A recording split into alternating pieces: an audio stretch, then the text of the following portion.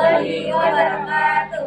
Halo semua, selamat datang di video kami tentang rekonsiliasi bank. Perkenalkan, nama saya Silvia Maulida dan anggota saya Kamila Dawiyah Hanum, saya Lisa Waratilti, saya Kayla Surya Putri, saya Zia Nusantara, Saya Faridan Saputra. dan mari kita lanjut ke videonya.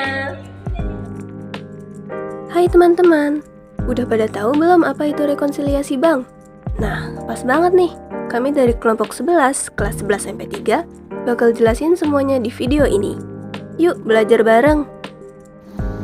Apa itu rekonsiliasi bank?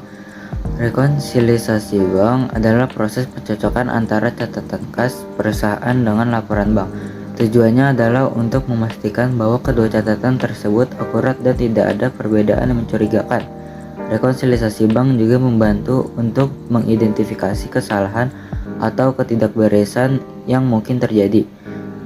Bayangkan kamu memiliki buku catatan keuangan di mana kamu mencatat semua pemasukan atau pengeluaranmu.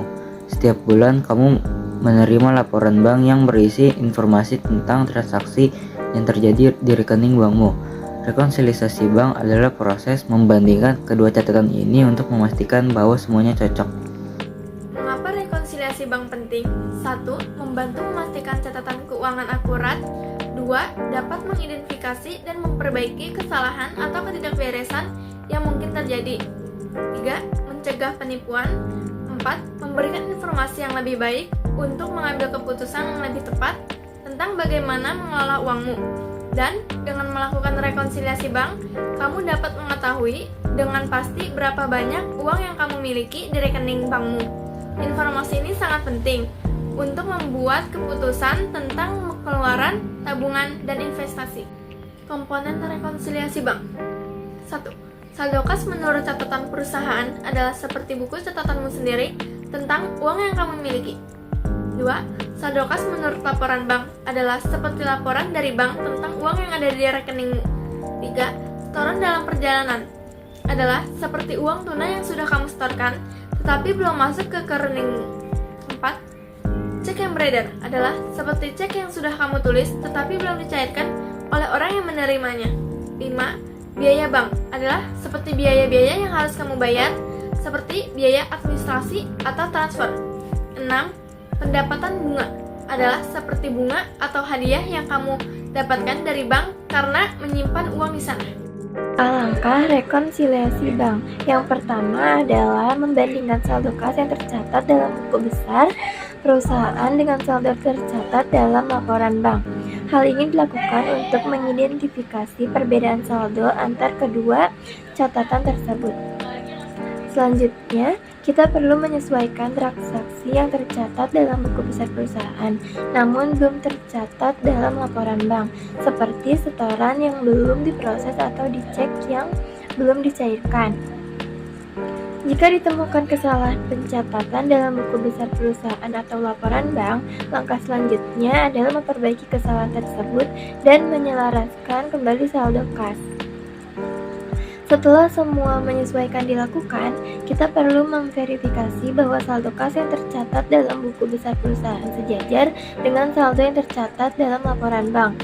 Jika ada perbedaan, kita perlu melakukan investigasi lebih lanjut untuk menemukan penyebabnya. Rekonsiliasi bank itu seperti mencari perbedaan antara catatanmu dan catatan bank. Kalau ada yang beda, berarti ada yang harus diperbaiki. Bayangkan kamu punya uang jajan Rp200.000 di dompet, kamu catat setiap pengeluaranmu di buku catatan. Ternyata, bank juga punya catatan tentang uangmu. Mereka mencatat setiap kali kamu menabung atau mengambil uang. Setelah dibandingkan, ternyata ada perbedaan. Kamu lupa mencatat pengeluaran Rp120.000 untuk membeli sepatu. Kamu tambahkan catatan pengeluaran sepatu di buku catatanmu. Setelah semua perbedaan diperbaiki, catatan kamu dan catatan bank pasti sama. Nah, ini namanya rekonsiliasi bank berhasil. Tips melakukan rekonsiliasi bank. 1. Sama seperti kamu membersihkan kamar secara rutin supaya tetap rapi, rekonsiliasi bank juga sebaiknya dilakukan secara rutin, misalnya sebulan sekali. 2. Bayangkan kalau kamu punya banyak catatan keuangan, tapi semuanya berantakan dan susah dibaca. Pasti bikin pusing kan? Nah, supaya rekonsiliasi bank kamu lebih mudah, gunakan format yang sama setiap kali kamu melakukannya. 3. Dokumen pendukung ini seperti bukti-bukti transaksi kamu, misalnya struk setoran, fotokopi cek, atau laporan bank. Dokumen-dokumen ini penting banget untuk dicek ulang saat rekonsiliasi bank, jadi jangan lupa disimpan baik-baik ya. 4. Kalau kamu menemukan ada perbedaan antara catatan kamu dengan catatan bank, jangan panik dulu. Coba teliti lagi, mungkin ada setoran yang belum tercatat atau ada biaya bank yang kamu lupa. Kalau sudah dicari-cari tapi belum ketemu juga, jangan ragu untuk bertanya ke pihak bank.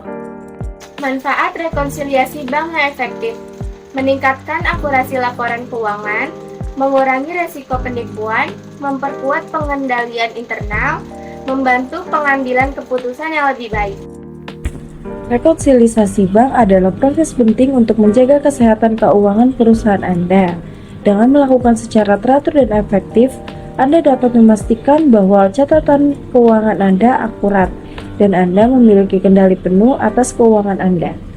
Intinya, rekonsiliasi bank itu penting banget untuk menjaga kesehatan keuangan perusahaan kamu. Sama seperti kamu menjaga kesehatan tubuh kamu dengan makan makanan bergizi dan olahraga teratur. Perusahaan kamu juga perlu dijaga kesehatan keuangannya dengan melakukan rekonsiliasi bank secara rutin dan benar. Jadi, jangan lupa untuk selalu melakukan rekonsiliasi bank secara rutin ya. Dengan begitu, kamu bisa memiliki kendali penuh atas keuangan perusahaan kamu dan membuat bisnis kamu semakin sukses. Terima kasih sudah belajar bersama tentang rekonsiliasi bank. Semoga ilmu yang kita dapat hari ini bisa bermanfaat untuk kita semua. Sampai jumpa di kesempatan berikutnya. Sekian video dari kami, kurang lebihnya mohon maaf. Wassalamualaikum warahmatullahi wabarakatuh.